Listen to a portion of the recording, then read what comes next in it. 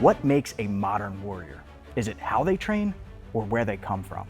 On June 19th, Mexico meets Japan in the Combate Global cage, better known as La Jaula.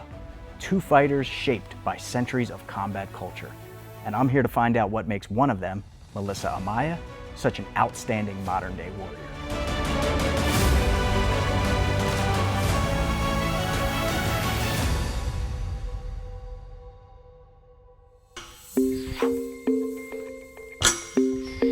June 19th isn't just a fight. It's two fighting cultures in collision carried by two modern warriors with deep roots and strong tribes. I wanted to know what drives Melissa's fight style, so I stepped into her world. And her strength and conditioning circuits with Dr. Dylan Lemery at DL Training are, as expected, insane. But it's calculated down to the every minute detail, every rep increasing her chances of winning her next fight against Megumi Sugimoto. Her head coach, Rick Little at Sick Jitsu, has helped sculpt her extra crisp boxing, accentuating her killer instincts and reaction time, all attributes of a great athlete which, for La Mamba, were originally cultivated on the basketball court. Here's what I found. Her fighting DNA isn't random. It's trained, rehearsed, refined. And if you study it, you can sharpen your own game too. What catches my eye is the way that Melissa throws her punches following an elliptical path. And she lands with that high elbow, ensuring a thudding impact on just about every punch that she throws. You couple that with her excellent head movement, it makes her a really dangerous striker. So I asked Melissa about some of the training that has led her to form an undefeated pro record of 7-0, which, by the way, she never fought amateur. After her coach saw her work ethic and her skill level, they put her right into the big leagues. And I think something switched at that moment where I was like, I got that dog in me. Yeah. You know, and I never had the intention of fighting. Everybody would always ask me, like, when are you fighting? I was like, I don't know if I want to. Rick Little, my coach, he figured out, the system. He had people grinding, like Chiesa, Juliana Pena, Sam Cecilia. It's so, gritty and just what it's supposed to be. He, from the first moment, he's like, we're skipping amateurs. We're just going pro. And I'm like, I don't know if I want to fight, but it's the natural progression. I put so much work into this, and I love putting myself in uncomfortable situations, so... If something scares me, I then it's like, now you got to do it. Tough shit. Yeah. So then you have your first match. Do you catch the bug instantly and you're like, this is it. This is what I want to do? Absolutely not. No, I was like, I'm not an angry person.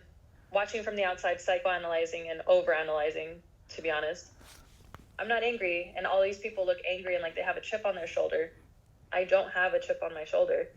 I just like to challenge myself, and I know if I'm not pushing myself, and that guilt and shame I get from not pushing myself, it eats you alive. So I was like, I just gotta go for it. I don't know what switched. I don't know what happened. I think knowing what I was capable of, I broke my hand in a fight, and I didn't even question if I was gonna finish or get out. I was like, how are we gonna win this? We're going to, but how? I'm not quitting.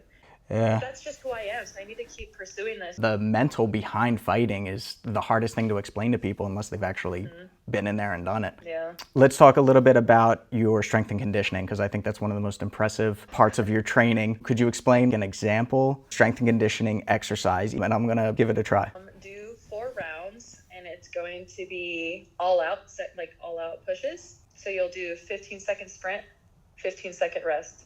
And then you do 12-second sprint, 12-second rest. Okay. And then 10, and then 8. Okay. And then you get a 2-minute rest in between each round. Okay. But you gotta push and give everything you have. There's nothing in the tank. Do you? Okay. Yeah. So it doesn't really matter. You should be dead by the end of. You should be. Yeah. And if you're not, you did wrong. You did it. Yeah. You didn't push hard enough. Exactly. Okay. Okay.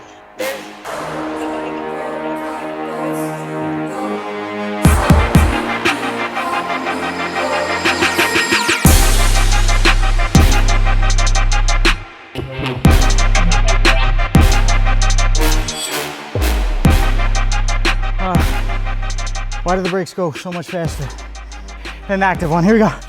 Yeah.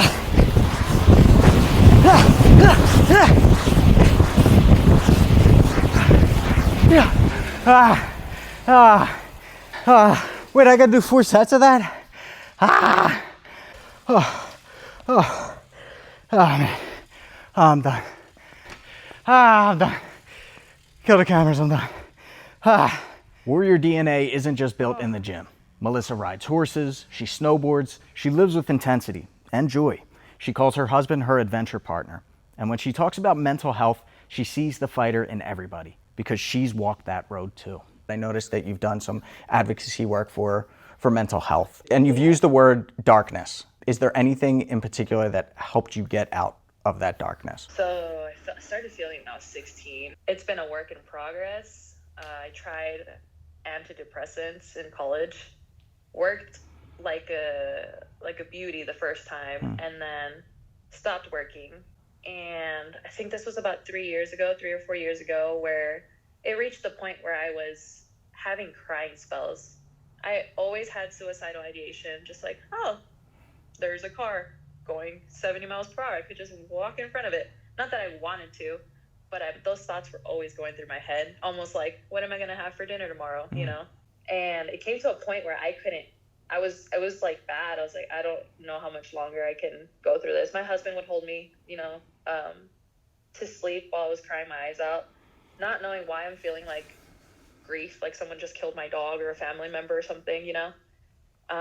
So I decided to go to a ketamine clinic, which from the first infusion, because one treatment is 6 infusions in a short amount of time, within a month.